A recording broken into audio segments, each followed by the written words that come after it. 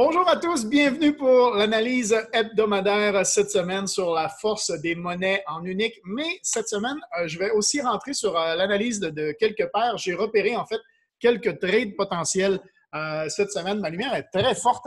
Hein? Je vais la baisser un peu.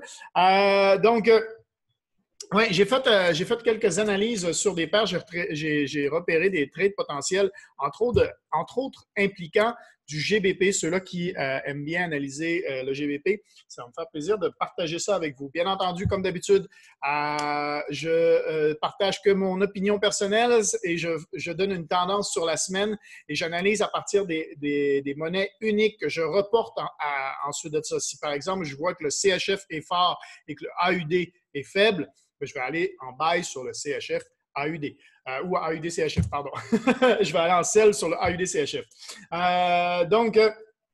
C'est juste un exemple comme ça. On va parler aussi du Bitcoin cette semaine, bien entendu, parce qu'il y a des choses qui se passent à ce niveau-là. Merci à tous ceux qui s'abonnent à ma chaîne à chaque semaine. Vous êtes de plus en plus nombreux et ça fait super plaisir. Ceux qui me laissent des petits commentaires et des likes aussi ou qui me contactent via mon Instagram ou mon Facebook. Ça fait toujours plaisir. Donc, partage mon écran. On commence dès maintenant avec l'analyse du Bitcoin. On sait que le Bitcoin, depuis fin 2017, on est sur une bonne diagonale qui a enfin été ici coupée. Et là, on se resserre au niveau de la volatilité. On est en train de se resserrer.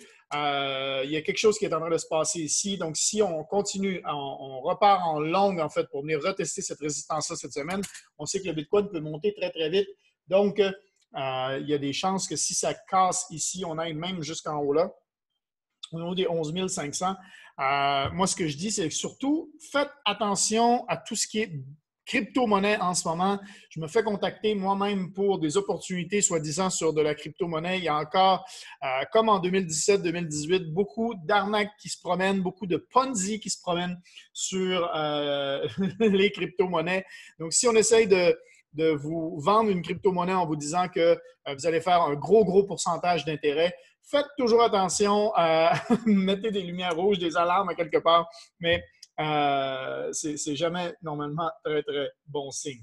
Donc, ici, au niveau du Bitcoin, moi, je vais être en buy cette semaine sur mes analyses au niveau du Bitcoin. Et ensuite de ça, au niveau du US30. US30, eh bien, on est en range. Hein, depuis la semaine dernière, il n'y a pas eu de cassure réelle vers le haut ou vers le bas. Pour l'instant, on est en range ici. Tant qu'il n'y a pas de si gros signal, moi, qui me dit qu'on rentre soit en buy, soit en sell pour aller retester les zones plus bas, moi, pour l'instant, on est comme entre deux, on ne sait pas où on s'en va. Donc, moi, j'attends le signal, je suis patient et de ce côté-là. Au niveau de l'or, la semaine dernière, je pense que j'avais dit, je ne me souviens plus exactement ce que j'avais dit, mais j'avais dit long, je pense. On va tasser ici.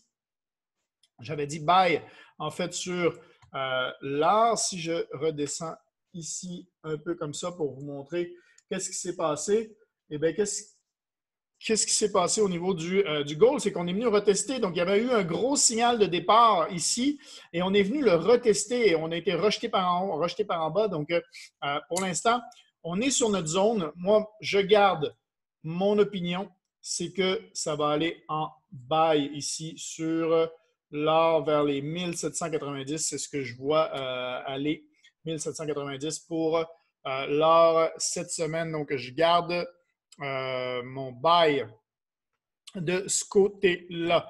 Au niveau du pétrole maintenant, le pétrole, cette semaine, hein, ça a été assez incroyable. J'attendais une cassure vers le haut au niveau de la zone des 30. On l'a eu et si on retourne en daily, ce qui est drôle, c'est qu'il y en a qui se sont fait choper par ce petit retest ici là, de la zone en bas qu'on a eu, je pense que c'était jeudi, on a eu, si je ne me trompe pas, c'était jeudi ou vendredi, on a eu ce retest-là. Je pense que c'était jeudi. Donc, gros retest sur le pétrole. Pour moi, on reste, qui a été rejeté, hein, donc pour moi, on reste en longue. et on risque de s'en aller donc sur les zones du 41 à 42 pour ce qui est du pétrole. Je reste en bail de ce côté-là. Niveau du dollar canadien, le dollar canadien, la semaine dernière, j'avais dit, on va aller sur le weekly, j'avais dit en buy et j'avais dit faire attention au support ici, là, parce qu'on était en bas du support et j'avais dit faites attention, s'il y a une cassure, on risque de partir vers le bas, mais s'il n'y a pas de cassure, ça va aller vers le haut. On a ouvert déjà avec un gap et on est allé tester notre deuxième zone de gap qui est ici en haut, le gap qui était là, qui avait été testé 2 fois, 3 fois. On a été rejeté. Donc, pour moi, sur le dollar canadien, pour l'instant, on est rentré là, dans un range ici. Il n'y a pas de signal fort pour l'instant. Moi, j'attends, c'est soit le support ici ou la zone de gap qui est là, qui n'a pas encore été comblée. Donc, au niveau du dollar canadien, très difficile de se positionner pour l'instant parce que moi, d'après ce que je vois là, on est rentré vraiment dans un range. Donc, possible retest sur la zone du gap. Moi, je vois bien le dollar canadien remonter, en fait, pour aller même ici, la zone du gap qui est en haut. Surtout que le pétrole reprend de la force. Mais pour l'instant, pas de signal visible sur le dollar canadien. Au niveau du dollar US, la semaine dernière, je l'avais dit en short et on est descendu assez bas.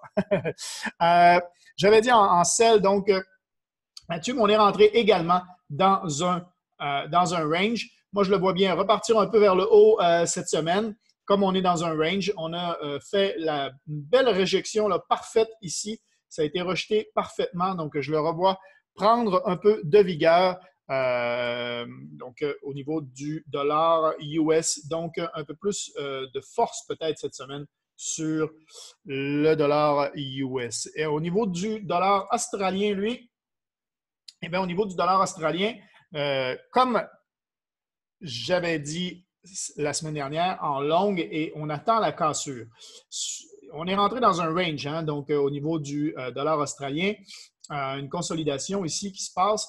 Moi, tant qu'il n'y a pas de cassure, j'attends également. On est vraiment, la semaine dernière, pile dessus, et là encore, dessus, ici en haut. Donc, j'attends une cassure pour prendre des positions, même si je vois le dollar australien monter. Pour moi, il y a plus de chances là, que le dollar australien reparte avec de la force cette semaine à aller chercher, tu vois, vous voyez, il y a des zones de gap ici qui n'ont pas encore été comblées.